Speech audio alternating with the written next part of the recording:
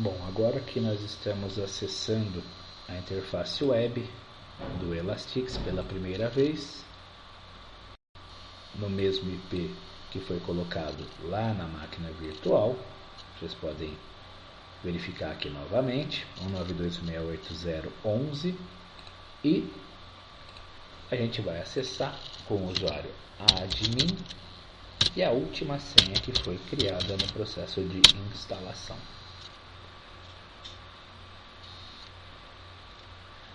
Está aqui essa interface gráfica do nosso PBX-IP e a gente tem uma série de abas que devem ser utilizadas durante o nosso processo de configuração, mas se a gente der uma passada geral aí sobre em relação a todas essas abas, nós temos uma aba de sistema, onde nós podemos fazer a administração, criação de usuários, grupos, permissões, as configurações de rede, como por exemplo alterar o IP, máscara, o gateway e outros parâmetros necessários para fazer o nosso servidor funcionar.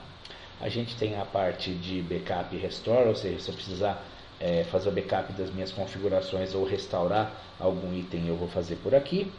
Mas as nossas abas mais importantes são principalmente a aba de PBX, onde estão as configurações de telecomunicações, a parte de telefonia, a parte do PBX, as abas de e-mail, que nós vamos fazer uma aula só sobre isso, e do Instant Messenger, que é o mensageiro instantâneo, é o nosso MSN, só que na verdade a gente vai utilizar uma ferramenta chamada OpenFire.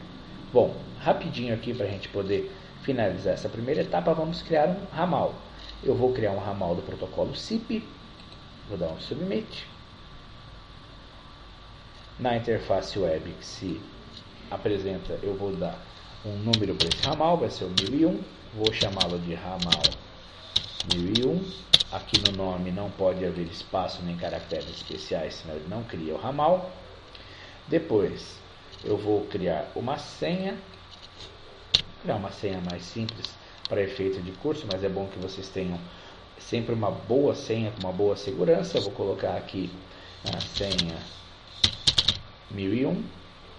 Eu vou habilitar NAT, porque é um problema muito sério que acontece com o VoIP. O fato de muitas vezes ele ficar travado quando entra numa rede nova porque ele não atravessa a NAT. Eu vou fazer a gravação das chamadas de entrada e de saída, internas e externas, e principalmente eu vou habilitar aqui o voicemail para gravar as minhas mensagens.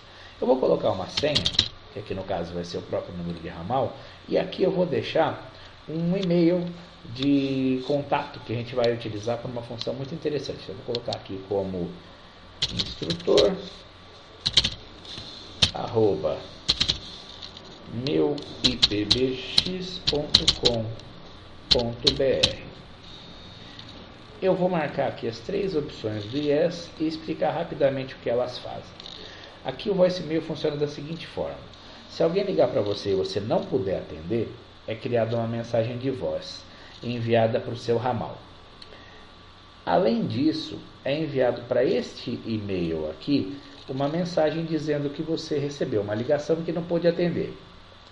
E a marcação desses três parâmetros IES aqui dizem respeito ao seguinte: a gravação vai ser colocada como um anexo em formato audível, que pode ser MP3, Wave ou um formato chamado GSM. O PlaySeed é o Play Caller ID, ou seja, ele vai te informar quem ligou para você, e esse Play Envelope ele coloca uma mensagem padrão dentro do e-mail informando que um ramal ligou em determinado dia, determinado horário e que você tem uma mensagem para ser ouvida. É muito bacana essa funcionalidade, porque você pode baixar no seu e-mail e ouvir a partir de qualquer media player que você tenha no seu computador. Bom, feito isso, eu vou clicar em Submit. E, muito importante, na próxima tela vai aparecer uma faixa cor-de-rosa com a informação Apply Config. Somente após você clicar nessa informação de Apply Config é que o ramal efetivamente é criado, ok? Agora que o ramal foi criado, eu vou encerrando por aqui essa aula e na sequência, na próxima aula, nós vamos aprender a configurar outros ramais e a colocá-los dentro de softphones para que a gente possa realizar as nossas primeiras chamadas. Um abraço!